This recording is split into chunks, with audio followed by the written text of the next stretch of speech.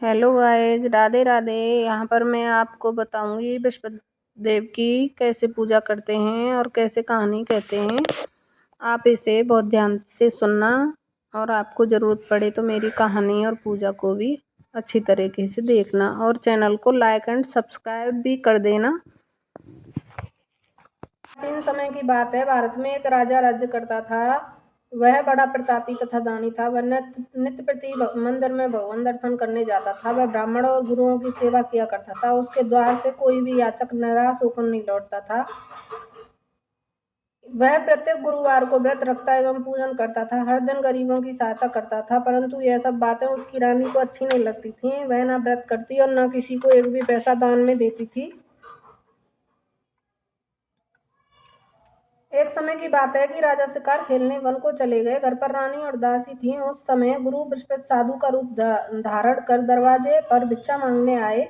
साधु ने रानी से भिक्षा मांगी तो वह कहने लगी, हे साधु महाराज, मैं इस दान पुण्य से तंग आ गई हूँ। इस कार्य के लिए तो मेरे पति देव ही बहुत हैं। अब आप ऐसी कृपा करें कि सारा धन नष्ट हो जाए तथा मैं आराम से रह सकूं। साधु रूपी बृहस्पति देव ने कहा, हे देवी, तुम बड़ी विचित्र हो। संतान और धन से कोई दुखी नहीं होता है। इसको सभी चाहते हैं। पापी भी पुत्र और धन की इच्छा करता है। अगर तुम्हारे पास धन अधिक है तो भूखे मनुष्यों को भोजन करवाओ, प्याऊ लगवाओ, ब्राह्मणों को दान दो, कुएं धर्मशाला बनवाओ, बाग बगीचे आदि का निर्माण कराओ तथा निर्धनों की कुमारी कन्याओं का विवाह कराओ। साथ ही यज्ञ आदि करो। इस प्रकार के कर्मों से आपका नाम परलोक में सार्थक होगा एवं स्वर्ग की प्राप्ति होगी। परंतु रानी साधु की इन बातों से खुश न हुई। उसने कहा, हे साधु महाराज, मुझे ऐसे धन की आवश्यकता नहीं जिसको मैं अन्य लोगों को दान दूं तथा जिसको रखने और संभालने में मेरा सारा समय नष्ट हो जाए। साधु ने कहा, हे देवी, यदि तुम्हारी ऐसी ही इच्छा है तो तुम जैसा मैं तुम्हें बताता हूँ तुम वैसा ही करना। बृहस्पतिवार के दिन घर को गोबर से लीपना, अपने केसों को पीली मिट्टी से धोना, केसों को धोते समय स्नान करना, राजा से कहना वह हजामत करवाए, भोजन में मांस मदिरा खाना, कपड़े धोबी के यहाँ धुलने देना। इस प्रकार 7 बृहस्पतिवार करने से तुम्हारा धन नष्ट हो जाएगा। यह कहकर साधु महाराज रूपी बृहस्पति देव अंतर ध्यान हो गए। रानी ने साधु के कहने के अनुसार 7 बृहस्पतिवार तक वैसा ही करने का विचार किया। साधु के बताए अनुसार कार्य करते हुए केवल 3 बृहस्पतिवार ही बीते थे कि सारी धन संपत्ति नष्ट हो गई। भोजन के लिए दोनों समय परिवार तरसने लगा तथा सांसारिक भोगों से दुखी रहने लगा। तब वह राजा रानी से कहने लगा, हे रानी, तुम यहाँ पर रहो, मैं दूसरे देश को जाता हूँ, क्योंकि यहाँ पर मुझे सब लोग जानते हैं, इसलिए मैं यहाँ कोई कार्य धंधा नहीं कर सकता। अब मैं परदेश को जा रहा हूँ, वहाँ कोई काम धंधा करूंगा, शायद हमारे भाग्य बदल जाए। ऐसा कहकर राजा परदेश चले गए। वह जंगल से लकड़ी काट कर लाते और शहर में बेचते। इस तरह जीवन व्यतीत करने लगे। इधर राजा के बिना रानी और दासियां दुखी रहने लगीं। किसी दिन भोजन मिलता, किसी दिन जल पीकर ही रह जाती।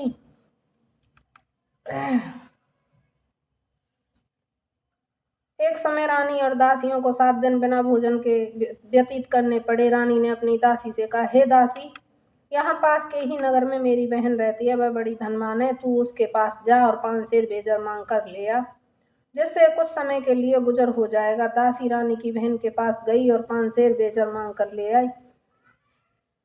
रानी की बहन उस समय पूजा कर रही थी। बृहस्पतिवार का दिन था। दासी ने रानी की बहन से कहा, हे रानी, मुझे आपकी बहन ने भेजा है, मुझे 5 सेर बेजर दे दो। दासी ने यह बात अनेक बार कही। रानी की बहन ने कोई उत्तर नहीं दिया, क्योंकि वह उस समय बृहस्पतिवार की व्रत कथा सुन रही थी।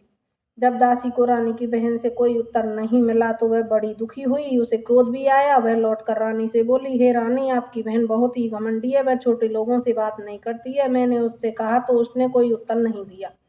मैं वापस चली आई। रानी बोली, हे दासी, इसमें उसका कोई दोष नहीं है। जब बुरे दिन आते हैं तब कोई सहारा नहीं देता। अच्छे बुरे का पता विपत्ति में ही लगता है। जो ईश्वर की इच्छा होगी वही होगा। यह सब हमारे भाग्य का दोष है। उधर रानी की बहन ने सोचा कि मेरी बहन की दासी आई थी, परंतु मैं उससे नहीं बोली, इससे वह बहुत दुखी हुई होगी। अतः कथा सुन और विष्णु भगवान का पूजन समाप्त कर वह अपनी बहन के घर आई और कहने लगी, हे बहन, मैं बृहस्पतिवार का व्रत कर रही थी, तुम्हारी दासी हमारे घर गई थी, परंतु जब तक कथा होती है तब तक हम लोग ना उठते हैं ना बोलते हैं। इसलिए मैं नहीं बोली। कहो दासी क्यों गई थी? रानी बोली, बहन हमारे घर अनाज नहीं था।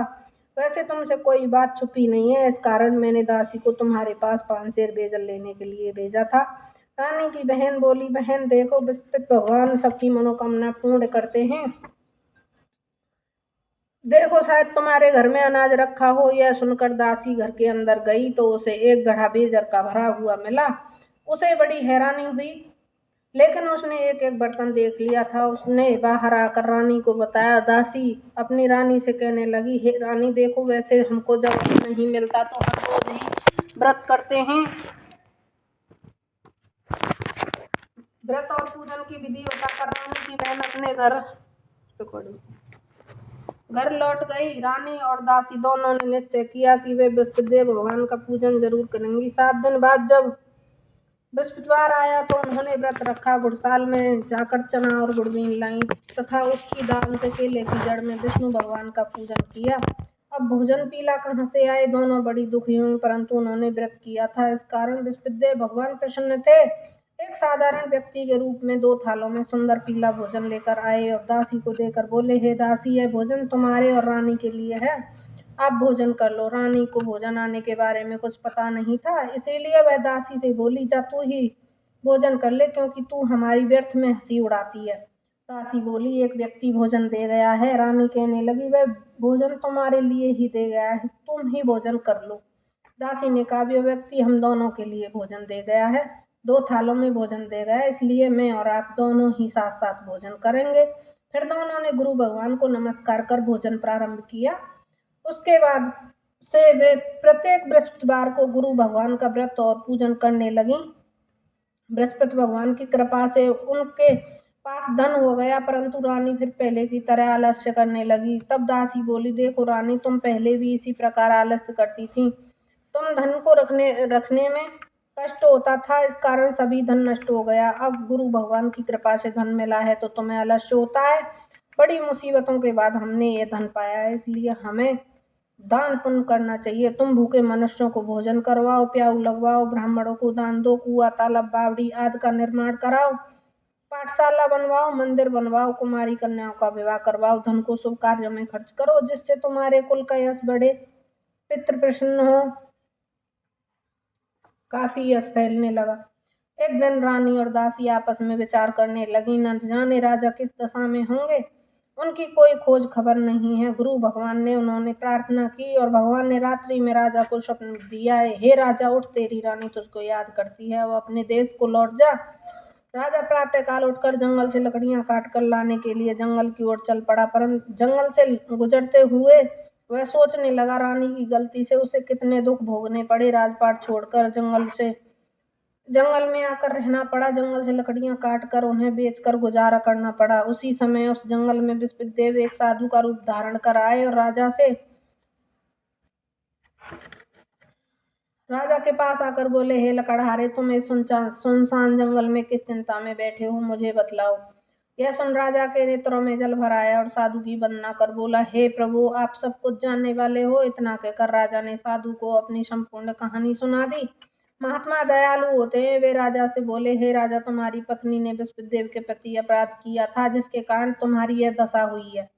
अब तुम किसी प्रकार की चिंता मत करो, भगवान तुम्हें पहले से अधिक धन देंगे। देखो, तुम्हारी पत्नी ने बृहस्पतिदेव का व्रत करना प्रारंभ कर दिया था। अब तुम भी बृहस्पतिदेव का व्रत करके चने की दाल व जल गुड़ के लोटे में डालकर केले का पूजन करो, फिर कथा कहो या सुनो, भगवान तुम्हारी सब मनोकामना पूर्ण करेंगे। साधु को प्रसन्न देखकर राजा बोला, हे राजा, मैंने रात्रि में अपनी रानी को व्याकुल देखा है, मेरे पास कोई साधन नहीं है जिससे मैं समाचार जान सकूं। तुम किसी बात की चिंता मत करो।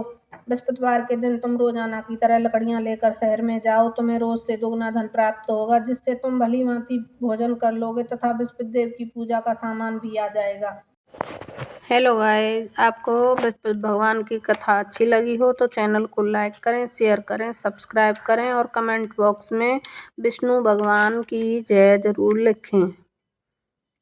और आज मेरा बृहस्पतिवार का व्रत था, इसलिए मैंने सोचा कि अपने प्रिय भक्तों तक ये भी पहुंचा दूं कहानी, जिससे कि मेरे प्यारे भक्त कहानी में भी शामिल हो जाएंगे।